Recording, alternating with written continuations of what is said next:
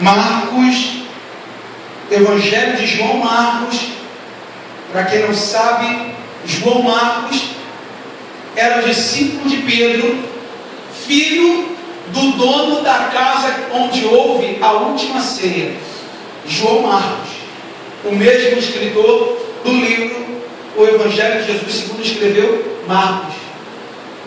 Este menino, que outrora discípulo de Pedro, tornou-se também um grande homem de Deus, aonde teve a oportunidade de escrever o primeiro evangelho. O Evangelho de Marcos é o primeiro evangelho escrito.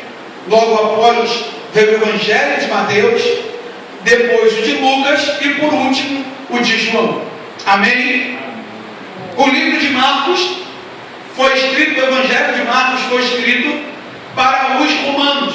O Evangelho de Mateus escrito para os judeus. O Evangelho de Lucas escrito para os gregos. E o Evangelho de João escrito para os cristãos. É bom você guardar isso. Isso vem da teologia. Amém? Marcos 8:22 diz assim: então chegaram a Betsaida e lhe trouxeram um cego, rogando-lhe que o tocasse.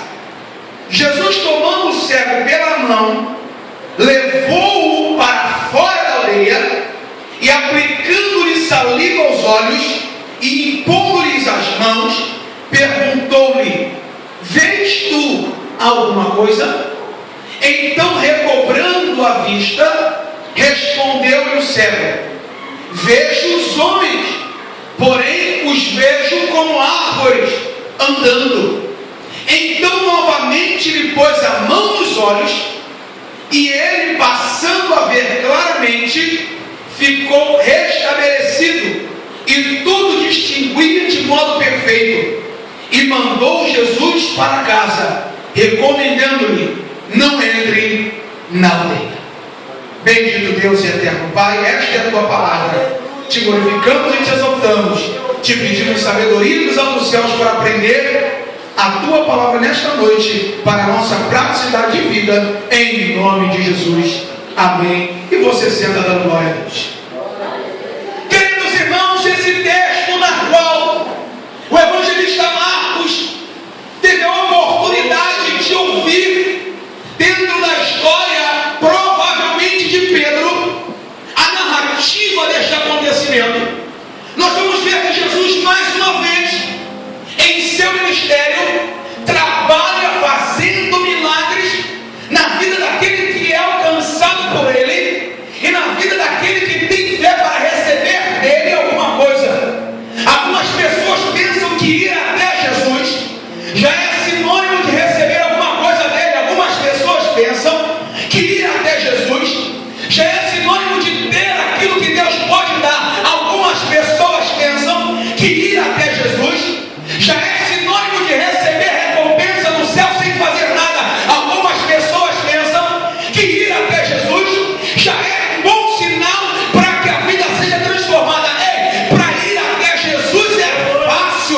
Todo mundo pode ir até Jesus. O espírito kardecista, o budista, o maçom, todo católico, o cristão, todo mundo pode ir até Jesus. Mas ir até Jesus é uma coisa, permanecer na presença dele é outra.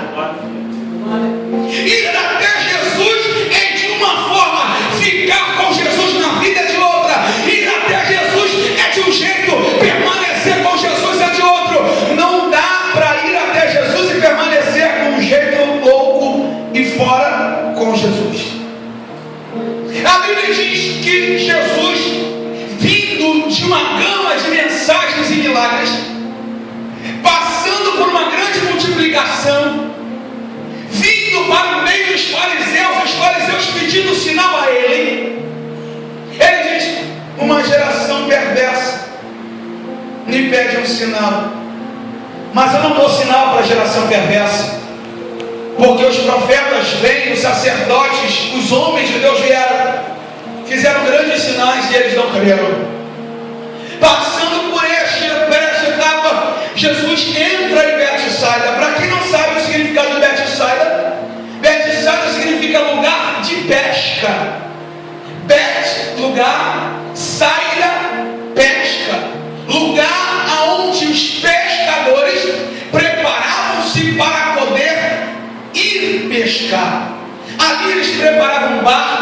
preparavam redes e entrar nesta cidade, que era uma cidade reconhecida. Automaticamente as pessoas, sabendo que Jesus estava passando, tomaram um cego e pediram para que Jesus o tocasse. Nesse primeiro versículo que nós iremos entrar numa mensagem textual, no versículo número 22 diz que então Jesus e os seus discípulos entraram em Betsaida e trouxeram a ele um cego, um homem com problema na visão, um homem que não tinha alcance de com as vistas reconhecer as coisas, um homem que com vista estava desnorteado porque não tinha condição de poder guiar-se ao seu objetivo.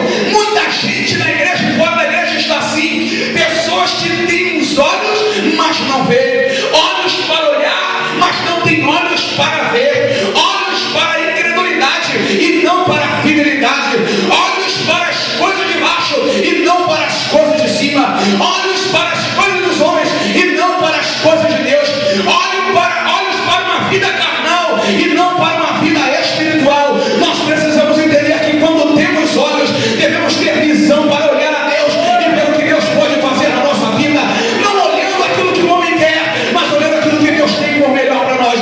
Só quem acredita nisso, levante a mão e dá glória a Deus. Trouxeram-lhe um cego e lhe rogaram para que o tocasse. Trouxeram um homem com uma deficiência em um dos seus sentidos e rogaram-lhe para que o tocasse.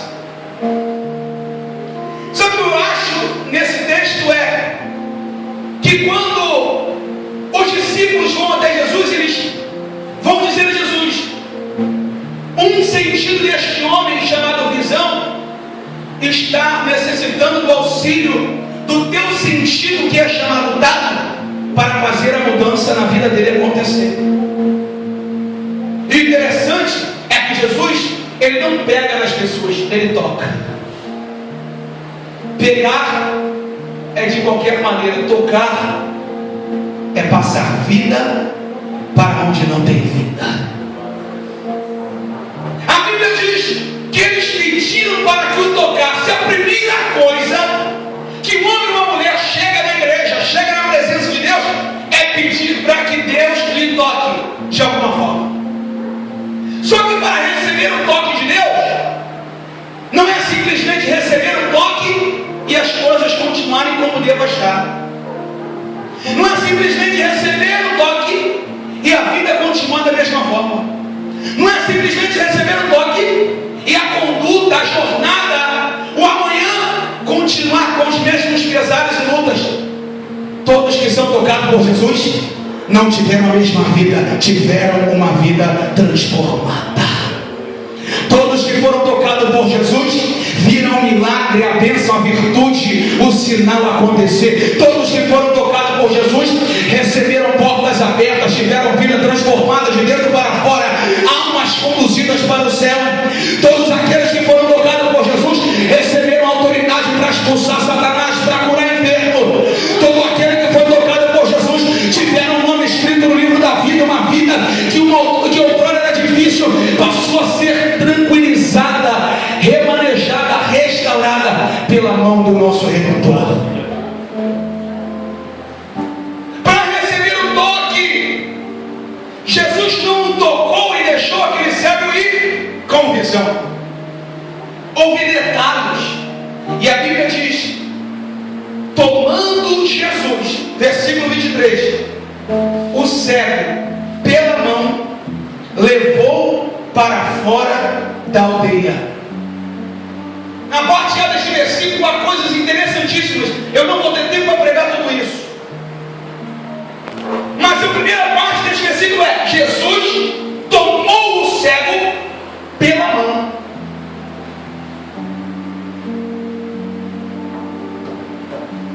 Quando Jesus toma alguém pela mão, ele está dizendo: enquanto você estiver segurando na minha mão, você vai sempre estar de pé na minha presença. Enquanto eu estiver segurando na tua mão, mesmo que você caia, eu te colocarei de pé. enquanto eu estiver segurando na tua mão, todos podem te acusarem, mas eu não te acuso. Vai, a tua fé te salvou. Jesus tomou o cego pela mão. O nome disso é sinal de amor e respeito. Me faz lembrar de quando um menino, um jovem maduro de Deus, quer tomar uma menina para ser a sua namorada e a sua futura esposa. Ele a toma pela mão e a coisa mais linda é andar de mão dadas com ela na rua. É passar no meio das pessoas com os dedos cruzados, que isso simboliza enlace. O interessante é que quando uma pessoa vai descer de um ônibus, quando vai se atravessar um cego, uma senhora, um senhor de idade na rua, por respeito e gentileza, toma-se ele pelo pescoço, é isso? Não. Toma-se ele pela mão. E só tomamos alguém pela mão quando respeitamos e amamos. Deus me tomou pela mão e me livrou da cegueira, e hoje estou aqui com visão espiritual. Deus te tomou pela mão e me tomou pela mão, nos livrando do lamaçal do pecado. E como disse em Romanos o apóstolo Paulo, aonde abundou o pecado, superabundou a graça de Deus. A Bíblia diz em alguns textos, Isaías 43, se não me falha a memória, versículo 2 ou 3, ele diz: Tu, ó Israel, a quem te tomo pela mão e te digo, tu és meu, eu te formei, eu te gerei, te constituí filho da herança. No versículo 3 ele vai dizer: se passares pelas águas, estarei contigo. Se passares pelo fogo, não te queimarão, e nenhuma chama arderá em ti. A Bíblia diz em Daniel capítulo de número 3, que ao ser lançado na fornalha, Ananias, Misael e Azarias foi lançado com toda a sua roupagem, com o seu chapéu, e talvez comemorando, Nabucodonosor virou para os seus homens: há daquele que se levantar contra mim, há daquele que não se dobrar diante da minha estátua. Voltando-se Nabucodonosor e olhando aqueles três jovens, ele encontra um quarto homem de mão dadas com aquele jovem. Ai, que coisa linda! No meio da fornalha, e Deus de mão dada, no meio da fornalha, e Deus passeando no meio do fogo, no meio da fornalha, e Deus tomando pela mão aquele que quer livrar, no meio da fornalha, e Deus tomando pela mão, porque Ele pode trazer salvação ao filho teu. Só Deus, quando toma-nos com a sua mão, nos levanta com a mão forte para vencer. E tomando pela sua mão, levou-o para fora da aldeia. Betsaida era uma pequena tribo, uma pequena aldeia, uma pequena cidadela de não muitos habitantes. Mas a Bíblia diz que o que fazia a visão daquele cego continuar a ser cega era a aldeia. Olha o que Jesus disse: para eu fazer este milagre em você, você precisa entender que dentro da aldeia eu não posso fazer, só fora dela. Para eu executar este milagre na tua vida, trazendo visão, eu não posso fazer este milagre dentro da aldeia, mas fora da aldeia. Quando falamos de aldeia, falamos de ciclo de pessoas que estão envolvidas na nossa vida. Quando falamos de aldeia, falamos de um lugar cotidiano, aonde as coisas estão comuns para nós e nada de anormal ou de incomum acontece. Quando falamos de aldeia, estamos falando de um lugar limitado, um pequeno espaço, uma pequena tribo, uma pequena cidade, aonde tem as mesmas pessoas, os mesmos acontecimentos, as mesmas casas, nada é incomum, nada é fora do normal. Ou seja, para Deus fazer um milagre, para Deus executar a bênção na vida deste cego, ele precisava sair de um lugar aonde ele estava limitado. Eu preciso entender essa parte porque existem coisas na minha vida que limitam a minha visão. A Bíblia diz que em Gênesis 17 ou Gênesis capítulo 20, Deus vai até Abraão e fala: Abraão, sai da tua tenda, vem para fora, conte as estrelas do céu, se é que podes contar, porque assim será a tua família, a nação que sairá de ti. Quando Deus chama Abraão para fora, Ele está dizendo: Abraão, você está vivendo num lugar que a tua visão é limitada. Deixa eu te trazer para fora, para te mostrar o que eu tenho a executar na tua vida, para te mostrar o que eu tenho a fazer na tua casa, para te mostrar o que eu tenho a fazer em você, para te mostrar o que eu tenho a fazer na tua descendência, para te mostrar como você será a bênção, que através de ti muitos serão alcançados. Abraão, para eu fazer tudo isso, tu tem que sair da tenda. A Bíblia diz que Jesus, tomando-o pela mão, levou-o para fora da aldeia. Deixa eu te dizer duas coisas. O primeiro grande propósito para Deus nos tirar de dentro da aldeia e levar para fora, Ele está querendo dizer: eu quero que você tenha uma visão diferenciada do que todas as pessoas dentro da aldeia têm. Dentro da aldeia você vê as mesmas coisas, mas fora da aldeia você vê as coisas muito melhor. Por um exemplo, dentro do lar, entre um homem e uma mulher, a gente costuma dizer que quando eles ali estão vivendo um momento difícil e eles decidem uma separação, alguns psicólogos familiares vão dizer: olha o casal vizinho da sua casa, da esquerda, da direita, da frente e de trás, veja como é a vida deles, e o que diferente você pode encontrar na sua vida, que você vai tirar proveito ruim ou bom de como eles vivem, que você vai tirar para você e filtrar do que é bom e do que é ruim, para ver como é a vida de vocês. Porque quando um casal se casa e passa pelos pesares da vida, sem um aconselhamento, sem um acompanhamento, sabe o que acontece?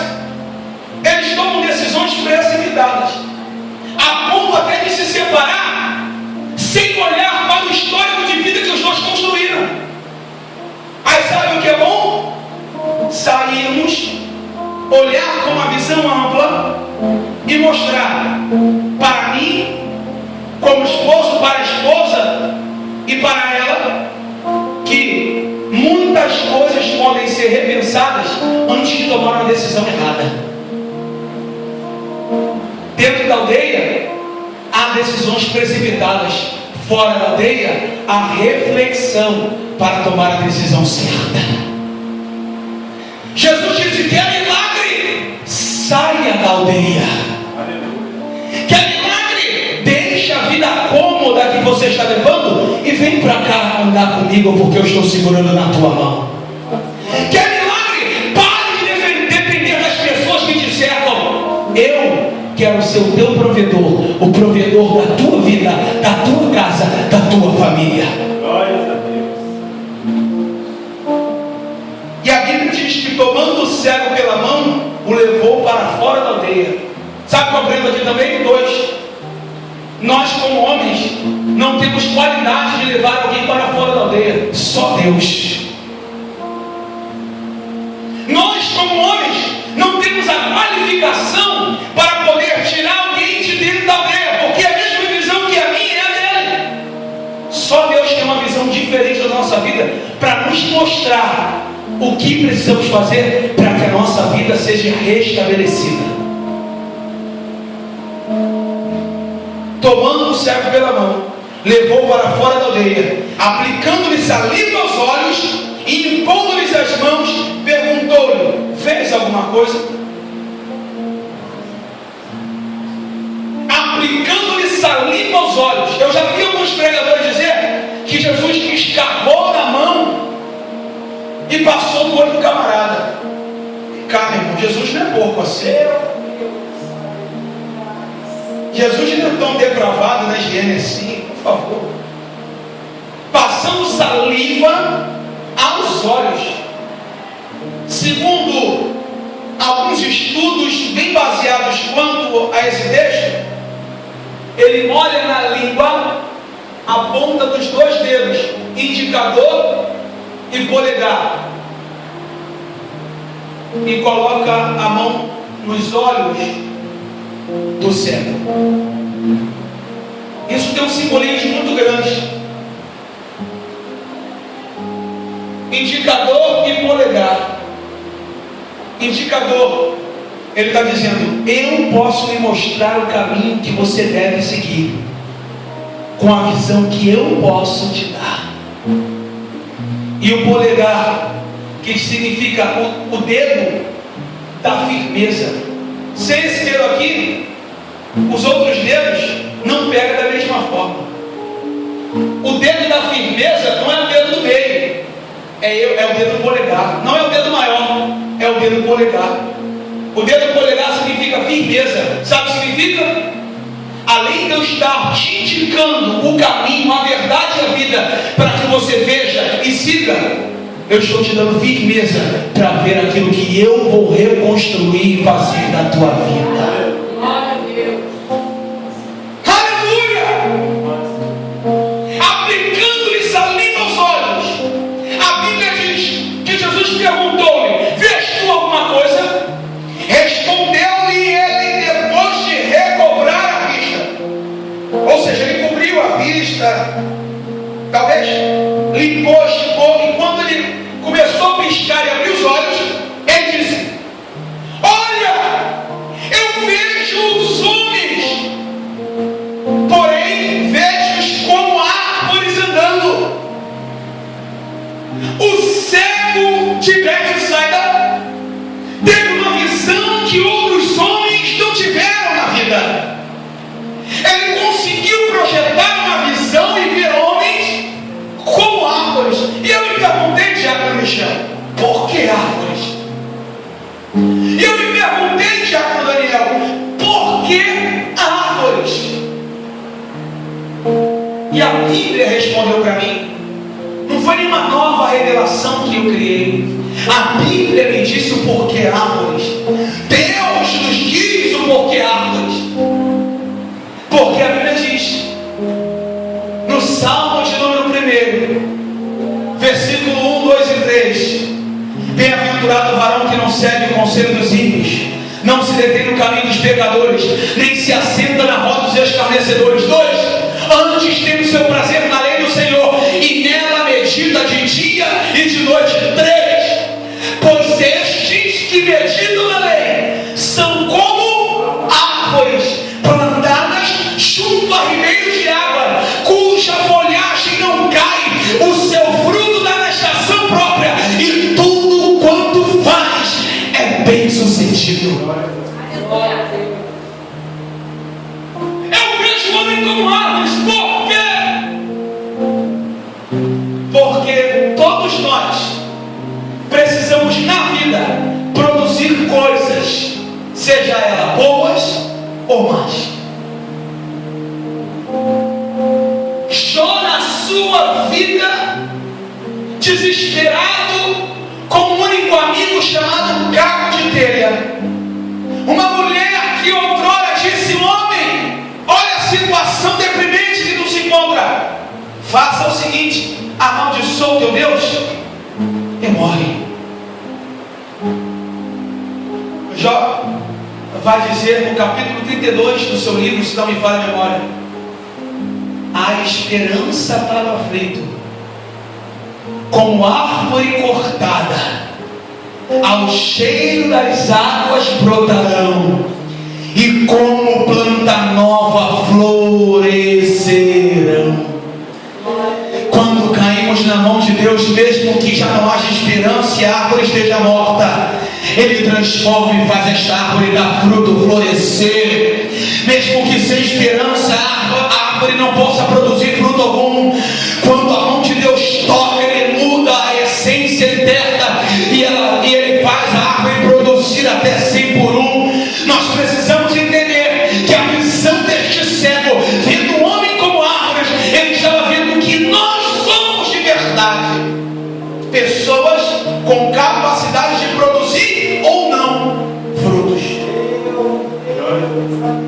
E o interessante, escute, árvores foi o que ele viu só. Aí eu continuei me perguntando o texto, porque isso é hermenêutica à prova. Fazer perguntas ao texto para poder chegar à correta interpretação. A Bíblia diz que ele disse: eu vejo, mas vejo homens como árvores andando. Além de ser árvore, ele viu homens em movimento. Sabe o que eu aprendo nesse texto? Não existe árvores frutíferas paradas. Só existe árvores frutíferas que estão em movimento. Não dá para perder tempo na obra de Deus. A Bíblia diz: em todo tempo, quem tem fôlego, louve ao Senhor. Não há tempo para ser perdido, pelo contrário, há tempo de florescer, há tempo de produzir frutos, há tempo de pregar, há tempo de fazer a obra de Deus, há tempo de testemunhar, há tempo de fazer com que Deus seja reconhecido pelas nossas vidas. Uma outra pergunta que eu fiz no texto: vejo homens, porque como árvores os vejo. Senhor, ele está dizendo que viu árvores, mas ele não consegue dizer se viu árvores com frutos ou sem frutos. Por que será, Wellington? Que ele viu árvores, mas não viu fruto nas árvores. E pela condição que eu entendo e interpreto esse texto usando a própria Bíblia, só Deus reconhece quem dá fruto ou não. Só Deus mostra quem dá fruto bom ou quem dá fruto podre. Só Deus sabe que árvore é estéril e que árvore é fértil. Só Deus sabe onde cada árvore está plantada, ou na rocha que é Cristo, ou na areia que é o mundo. Só Deus tem a condição de dizer qual árvore dá fruto. Eu vejo homens como árvores andando. Então novamente ele pôs as mãos nos olhos e, passando a ver claramente, ficou restabelecido e tudo distinguia de modo perfeito. Fica de pé em nome de Jesus.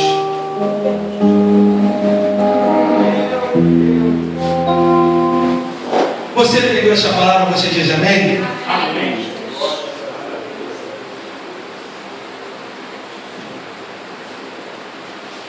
E novamente pondo-lhe as mãos. Deixa eu dizer uma coisa nesse versículo. Tudo que Deus faz é completo, não é pela metade. 2, o que Deus faz em algumas ocasiões não deturpa a minha palavra. O que Deus faz em algumas ocasiões passa por processos. Ele faz um pouco no início, um pouco no meio e o restante no final. Mas deixar inacabado, Ele não deixa. 3, Ele teve que impor novamente as mãos sobre o cego, mas ele não passou saliva. Sabe por quê? Porque pelo pouco que eu conheço de Bíblia, Deus não é plágio nos seus feitos. Ele renova a sua estratégia, o seu poder, a sua majestade a sua soberania a todo momento. Quando nós pensamos que Deus vai agir pela esquerda, Ele age pela direita. Quando nós pensamos que Deus vai agir por baixo, Ele age por cima. Quando nós pensamos que Deus vai agir por trás, Ele age pela frente. Sabe por quê? Porque Paulo vai dizer aos Filipenses que Deus tem a sua forma de operar, tanto o seu querer quanto o seu efetuar, segundo a sua boa vontade. Não depende de nós o operar de Deus, mas depende completamente de Deus o seu operar, para que a nossa vida seja restabelecida. E novamente ele impondo as mãos, passou a ver claramente. Ficou restabelecido e tudo distinguia de modo perfeito. O versículo de número 26 observa a mensagem. E mandou Jesus, o cego, embora para casa, recomendando-lhe: não entre na aldeia.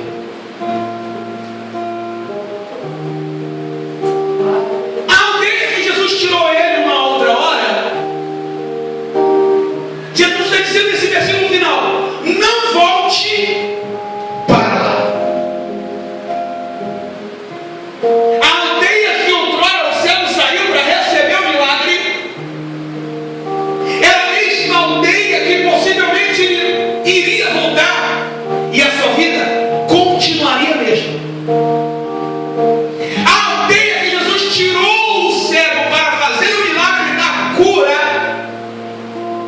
era uma aldeia de lembranças ruins, aonde só vinham aquele homem migalhando e vivendo miseravelmente com a sua necessidade de visão.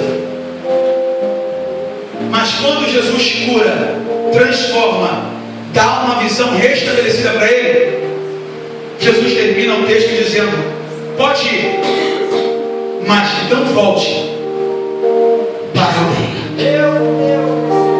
A ordem de Deus para mim e para a tua vida é essa hoje. Do mundo que Ele te tirou, não volte para lá. Da vida difícil que Ele te tirou, não volte para lá. Da vida desesperada que Ele te tirou, não volte